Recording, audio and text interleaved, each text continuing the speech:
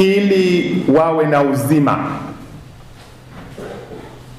Ili wawe na uzima. Mwambie jirani yako, ili wawe na uzima.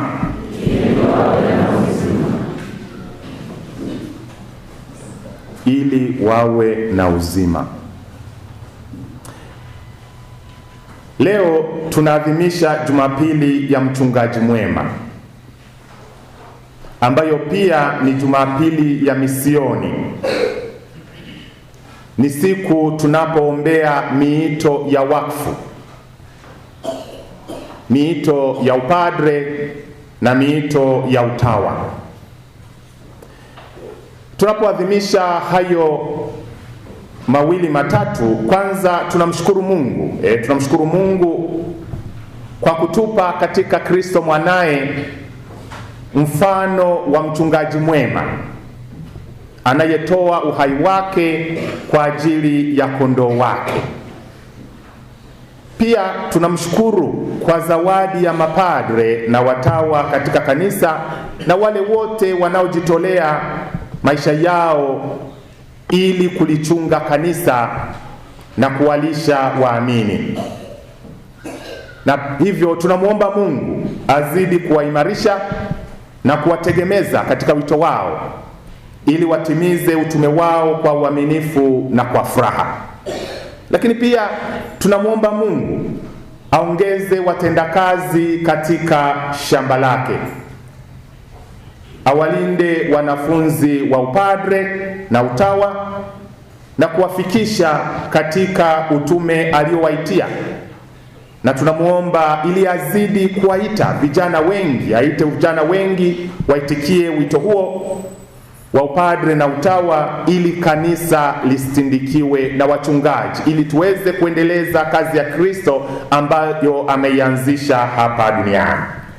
Kwa hiyo basi tuangalie mambo hayo ambayo tumeyataja. Kwanza, kwamba Kristo ni mchungaji mwema. Kristo anatuambia kwamba yeye ndiye mchungaji mwema, yeye ndiye mlango ambapo tunaweza tukapitia kuingia katika safari ya imani, na pia tukatoka tunapomaliza hiyo safari ya imani na kumwona Mungu uso kwa uso.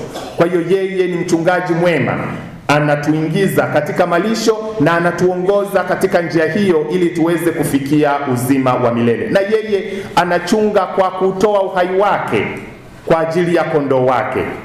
Ndivyo anavyosema, nimekuja ili wawe na uzima, kisha wawe nao tele. Ni katika kama tutakavyokuja kuona hapa, ni katika maneno ambayo tumeyatafakari na maneno ambayo yanaongoza fikira zangu na maisha yangu, ili wawe na uzima. Ili wawe na uzima. Nilitafakari jambo hili kwa mara ya kwanza, sio mara ya kwanza, lakini basi kwa undani zaidi wakati ninaongoza mafungo ya watawa masista Batereza, nadhani mwaka 2010, na kuandika kitabu juu ya jambo hilo, ili wawe na uzima. Ili wawe na uzima. Kwa hiyo uchungaji mwema umejengwa katika upendo wa kutoa uhai kwa ajili ya wengine, kushughulikia mahitaji ya wengine. Hapo ndipo tunapompata mchungaji mwema, kwa sababu kutoa uhai kwa ajili ya yule unayempenda, kwa ajili ya mwingine, ndio upendo ulio juu kabisa. Kama Kristo anavyotuambia, hakuna mtu aliye na upendo zaidi wa mtu kutoa uhai wake kwa ajili ya wengine.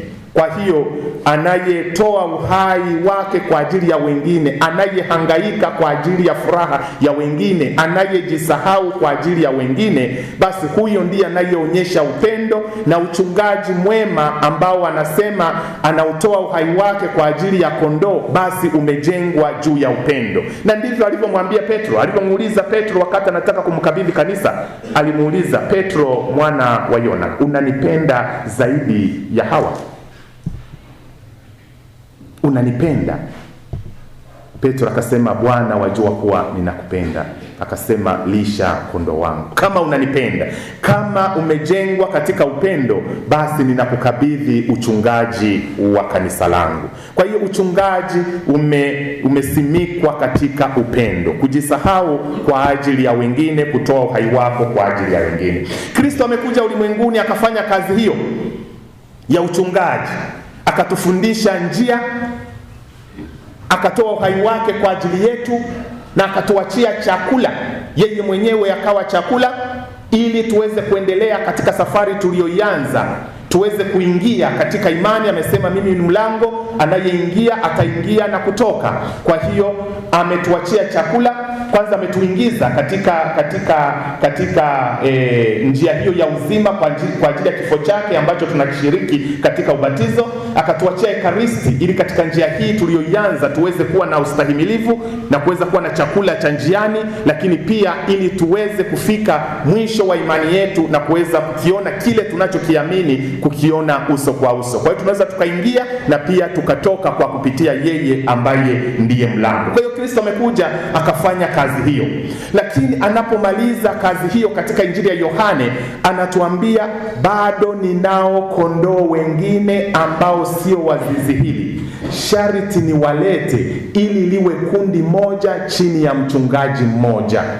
Kwa hiyo anatambua jambo hilo kwamba ameanza kazi, lakini kazi hii lazima iendelee. Ninao kondoo wengine ambao sio wa zizi hili, lazima nifanye nini? Niwalete ili liwe kundi moja chini ya mchungaji mmoja. Sasa anawaleta namna gani? Yeye ameshatoka hapa ulimwenguni na kwenda mbinguni, ameshamaliza uwepo wake wa kimaumbile kuonekana hapa ulimwenguni.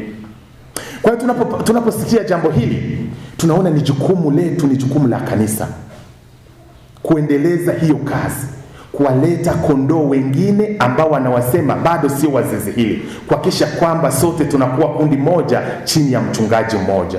Huu ndio utume wa kanisa ambao unafanywa kwa namna ya pekee na mapadre na watawa.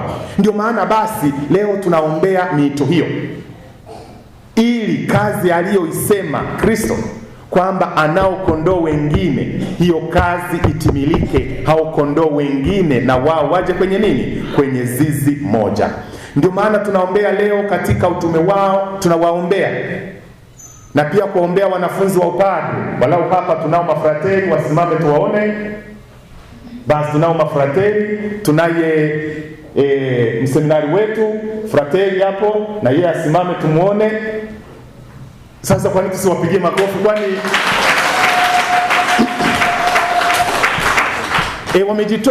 wamejitoa ili watu wawe na uzima kisha wawe nao tele. Wametolea maisha yao ili tuwe na uzima kisha tuwe nao tele. Wamejisahau. Wamesoma wakamaliza form 6, wengine sasa wanasoma falsafa. Tungeweza kuajiliwa na huko na wapi, wakapata mipesa, wakafanya nini, lakini wameamua hayo yote kuyaacha ili watu wawe na uzima kisha wawe nao tele. Ni sadaka, ni moyo wa upendo. Lakini hatuwezi kuzungumzia miito ya upadre na miito ya utawa bila kuzungumzia wito wa ndoa ambao ni katika familia. Miito ya upadre na utawa inazaliwa na pia inalelewa. Tusipokuwa na familia bora, hatuwezi tukawa na mapadre bora au na watawa bora. Hatuwezi tukawa na mapadre wema, hatuwezi tukawa na wachungaji wema. Tutakuwa na wale ambao Kristo amewaita wanyang'ani, ambao kundi sio mali yao au sio utume wao. Kwa hiyo lazima tuwe na familia bora ili tuweze kuwa na wachungaji wema. Kwa hiyo leo tunapozungumza nanyi ambao wengi mpo katika familia, katika ndoa, mnalea hiyo miito. Kwa hiyo basi lazima tuangalie kwamba hii kazi ya uchungaji inaanzia katika familia. Kwa hiyo na ninyi mnapaswa kuwa wachungaji wema. Wazazi wanapaswa kuwa wachungaji wema. Wasipokuwa wachungaji wema, hawatazaa wachungaji wema, mapadre na watawa. Kwa hiyo mnapaswa kuwa wachungaji wema kwa watoto wenu, kwa mfano wa Kristo mwenyewe, ili kutoka watoto wenu tupate mapadre na watawa wema, na tupate familia bora zitakazoendelea kutuzalia mapadre. Mnaona hiyo? Kwa hiyo ninyi ambao tayari mko katika familia, mnakuwa na familia bora, mnakuwa wachungaji wema, mnapata mapadre wema, tunapata watawa wema, lakini pia kutoka kwenu tunapata familia bora, ili hizo familia ziendelee kufanya nini? Kutuzalia mapadre na watawa wema, ili kanisa lisindikiwe na wachungaji, ili kazi ya Kristo iendelee, kwamba wale ni kondoo ambao sio wazizi hili wafanye nini? Na wao waje liwe kundi moja chini ya mchungaji moja, ili lile lengo lake la kuja ulimwenguni, nimekuja ili wawe na uzima, liweze kufanya nini? Kutimizwa. Tuko pamoja? Kazi ya mchungaji ni kuwalisha. Kwa hiyo tunataka tuangalie wazazi mnavyoweza kuwa wachungaji wema. Kazi ya mchungaji ni kuwalisha kondoo wake na kuliongoza kundi lake, kuhakikisha wanapata uzima, kuangalia ustawi wa kundi. Kwa hiyo wazazi, na ninyi kama Kristo, mnapaswa kusema, niko mzazi ili wawe na uzima. Kila mtu aseme, niko mzazi ili wawe na uzima. Niko mzazi ili wawe na uzima. Na ninyi mna jukumu kubwa, kwa sababu kwanza watoto wenu wawe na uzima, lakini pia hao watoto wenu ambao watakuwa mapadre ili watu wengine wawe na uzima. Ina maana hii kazi ya mapadre inaanzia kwenu. Kwa hiyo ina maana ninyi mnakuwa katika ndoa na kuwa wazazi ili ulimwengu wote upate uzima, kwa sababu mnaanzia kwa watoto wenu, lakini pia na hawa watoto wenu watatoa maisha yao kwa ajili ya nini? Ya watu wawe na uzima. Kwa hiyo uzima huu wa watu unaanzia wapi? Unaanzia kwenu. Mnalo jukumu kubwa mno la kuwalisha hawa kondoo wenu, kuwapatia chakula cha mwili na chakula cha kiroho. Hiyo kazi tunaweza tukaifanya kwa namna tatu. Ya kwanza ni kuwafundisha, yaani kuwapatia chakula. Kuwapatia chakula ni kufanya nini? Kuwafundisha. Wafundisheni watoto wenu kumcha Mungu. Wafundisheni kumcha Mungu. Seminarini wanaongezea kidogo. Katika malezi au nyumba za kitawa, katika malezi wanaongezea kidogo. Malezi yanatoka wapi? Kwenye familia. Kwenye lugha ya kompyuta tunasema garbage in, garbage out. Kwa sababu kompyuta ni kitu ambacho au ni chombo ambacho kinapokea data, kinapokea vitu, kinavichakata, halafu kinatoa matokeo. Kwa hiyo ukiweka garbage, ukiweka data ambayo ni chafu hata kitakachotoka ni nini?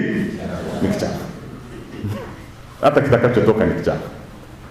Kwa hiyo tukitoka nyumbani na malezi bora, seminari itaongezea tu kidogo. Itaongezea kidogo. Kinachotoka huku, kinachoingia seminarini ndicho kitakachofanya nini? Kitakachotoka. Ukiingiza garbage, inatoka garbage. Ukiingiza material nzuri, hata itakayokuwa inatoka inafanya nini? Inakuwa nzuri zaidi. Kwa hiyo lazima tuangalie malezi ya watoto wetu katika familia, tuwafundishe sala, tuwafundishe maadili. Nishawaambia, kwa kweli inaumiza kuona kwamba mzazi unalipa karo ili mtoto wako aje hapa Majene amfundishe kwa jina la ishara ya msalaba. Shwari. Unalipa karo kwa Majene amfundishe ishara ya msalaba? No. Yeye afanye nini? Ajifunze nyumbani. Na nishawaambia kama unataka kumfundisha mtoto wako usianzishe darasa, yani kwamba haya njoo kaa hapa tuanze kujifunza sala. Achana na hiyo. Wewe piga magoti ufanye nini? Msali. Nishawaambia watoto wana akili, haweza akaanza kuzisikia sala akiwa tumboni mwa mama yake. Anazisikia sala mnasali. Azaliwe yuko kwenye titi la mama yake, anazisikia sala mnasali. Aachishwe ziwa, anazisikia sala. Atambaye, anazisikia sala. Aanze kutembea na kukimbia, anazisikia sala. Alafu yani aje hapa kanisani kujifunza katekisimu kabla hajazifahamu hizo sala, au wende na inogwensenene. Hapana. Lakini kama sisi hatusali, hata wao hawatafanya nini? Hawatapata mfano na hawatazifahamu hizo sala. Kwa hiyo tujitahidi katika jambo hilo. Na hili jambo ambalo limetuingiza, limekuja, lazima tulipokee, lakini lazima tuliangalie. Hizi shule zilizokuja za boarding ni nzuri, sizipigi vita, lakini lazima tuziingie kwa akili. Tunawapeleka watoto wetu wakiwa wadogo sana katika shule hizi. Lazima kuangalia unampeleka katika shule gani. Anatoka nyumbani bado hajapata utamaduni wa familia, anakwenda kujifunza utamaduni wa shule ulikompeleka. Hana utamaduni wa familia, anarudi katika familia akiwa mgeni. Yani always, kila mara anakuwa mgeni katika familia, kwa sababu hakukaa katika familia, akakaa na wazazi, akakaa na ndugu zake, akajenga, akafahamu utamaduni wa familia. Kristo amesema kondoo wake wanaisikia sauti yake. Huyu akitoka mapema ataisikia sauti ya wale wanaofanya nini? Wanaofundisha. Sauti ya nyumbani haifanye nini? Haifahamu. Sauti ya wazazi haifahamu. Kwa hiyo lazima uhakikishe watoto wako wanaifahamu sauti yako. Muulize jirani yako, watoto wako wanaifahamu sauti yako? Wamejibu namna gani? Wanaifahamu? Wanaweza wakaifahamu, lakini wanaifahamu katika nini? Yaani sauti yako wanaisikia wapi? Unapowafundisha, unaposali, au unapokuja umelewa unaimba? Wanaweza wakafahamu sauti yako ni kweli. Kwamba wakisikia sauti inakuja nikone bati yaija.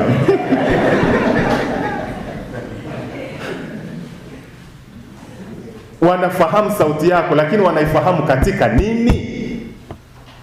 Katika kusali, katika kuwaonya na kuwaelekeza. Watoto wafahamu sauti zetu. Tusiwatoe hata tukiwapeleka katika hizo shule. Nimesema sizipingi hizo shule, lakini lazima tuziingie. Kwa nini? Kwa tahadhari. Na anapokuja nyumbani wakati wa likizo, kwanza tuchague shule tukijua kipi kinachofundishwa kule, lakini pia wanapokuja nyumbani hakikisha wanaifahamu sauti yako kama mzazi. Tuko pamoja? Tuangalie, sauti ni nyingi. Zimekuja sauti za internet, ni nzuri, lazima tuzifuate, lazima ndio, lakini lazima uangalie, kwa sababu katika internet nimeshawaambia watu kuna vitu vingi, na sasa hivi tumeingia katika artificial intelligence. Mtoto anasikiliza sauti ya bot, sauti ya robot. Nilishawaambia kisa hapa Italia, mtoto alijiua kwa sababu alikuwa na chat na robot, na robot ikamwambia wazazi wako hawakupendi, afadhali ujiue. Yani hiyo ilikuja kujulikana baadaye, baada ya kutafuta kwa nini mtoto alijiua. Lakini alipokuwa anacheza game na nini, anachati na robot, wewe anadhani anachati na mtu. Kwa hiyo kuna mambo mengi, kuna mambo mazuri, lakini kuna mambo mabaya. Kwa hiyo lazima kuangalia watoto wetu ili waweze kuzisikia sauti ambazo zinawaleta katika maadili mema, ili tuweze kuwa na familia bora ambazo zitatupatia wachungaji wema. Tuko pamoja? Kitu kingine ambacho kimetuzingira, lazima mkiangalie hii michezo ya kubeti, hii michezo ya kamari. Juzi nilikuwa nasikia jana nilikuwa nakwenda kwenye nani, nikiwa kwenye gari. Nadhani ilikuwa ni Radio Kasibanto, walikuwa wanaongea sasa, wanapaniana, nadhani walikuwa watangazaji, mmoja alikuwa anatoka kama chumu.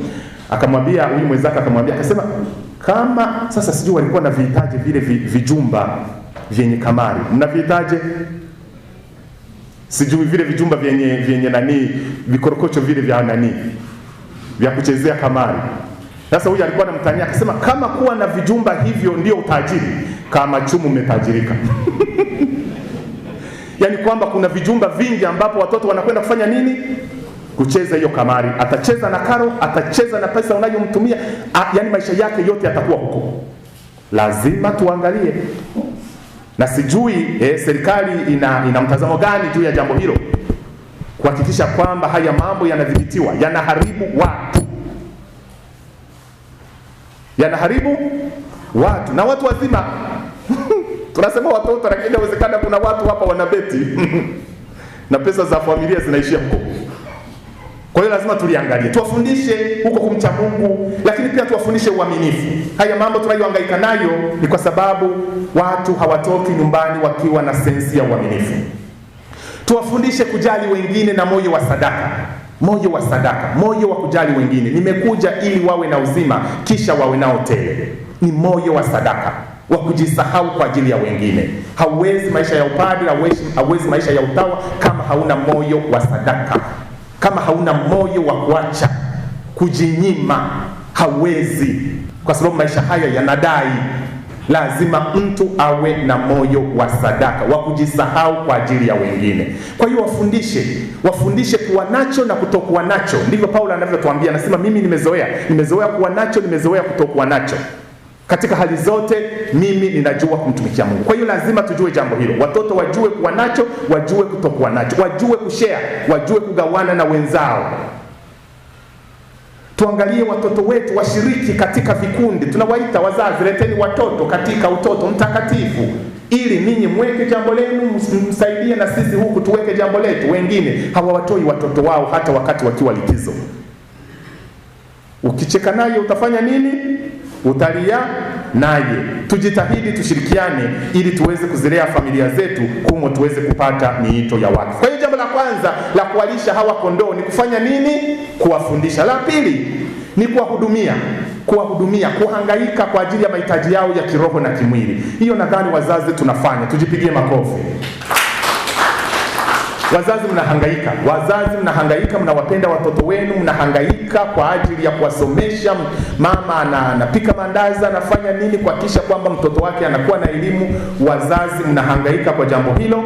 Basi kadiri tunavyowahangaikia katika masuala ya kidunia na masuala ya elimu ya kidunia, tuhangaikie hivyo katika masuala ya kiroho, ili hizo A's wanazokwenda kuzipata katika hizo shule tunazowapeleka ziweze kuonekana katika utendaji wao katika kanisa, lakini pia katika serikali. Tuweze kuona matokeo ya hizo A's. Wakati mwingine tunapata A's, unajiuliza zinakwenda wapi? Mbona tunazidi kuhangaika na watu ambao wanafanya editing katika mahesabu huku wanafanya editing, alafu wanaleta ubadhirifu. A's zinakwenda wapi? Kwa hiyo tujifunze A's, tupate A's, lakini tuwafundishe na moyo wa sadaka, moyo wa kujisahau, ili kila mtu aseme nimekuja ili wawe na uzima. Yaani anayeolewa anasema nimeolewa ili wawe na uzima. Nimeolewa ili mume wangu wawe na uzima. Nimeolewa au nimeoa ili mke wangu wawe na uzima. Nimekuwa mwalimu ili watoto wangu wawe na uzima. Nimekuwa diwani ili wananchi wawe na nini? Na uzima. Nimekuwa polisi ili wananchi wawe na uzima. Nimekuwa kiongozi wa serikali ili watu wawe na uzima. Nimekuwa mbunge ili watu wawe na uzima kisha wawe nao tele. Yaani tukiwa na mawazo haya na tukayatekeleza, huu ulimwengu utakuwa ulimwengu mzuri wa kuishi. Yaani kila mtu ajue nimekuwa katika nafasi hii kwa ajili ya nini? Kwa ajili ya wengine. Tumepata hiyo. Namna ya tatu ya kuwa wachungaji wema ni kuwa na maisha ya mfano. Kuwa na maisha ya nini? Ya mfano. Yaani wewe mwenyewe uwe chakula. Wewe uwe chakula, watoto wakule wewe. Wapate kitu chakula. Hili nimelitafakari juzi wakati ninaongoza mafungo ya mapadre wa jimbo la Bukoba. Kauli mbiu ilikuwa ni twaeni mle. Twaeni mle. Kama wachungaji tulikuwa tunajiuliza. Nilikuwa nawauliza tunatafakari. Okay, tunapoadhimisha hapa Ekaristi tunawaambia watu twaeni mle. Huu ndio mwili wangu. Sio kwamba tunasema ni mwili wa Kristo.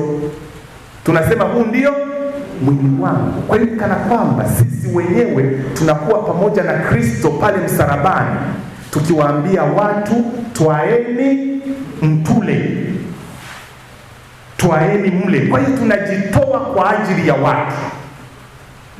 Lakini kawa nawauliza kwamba sasa tunawaambia watu twaeni mle, watakula nini? Je, tunalika? Je, tunalika? Watu wana chochote chakula kutoka kwetu?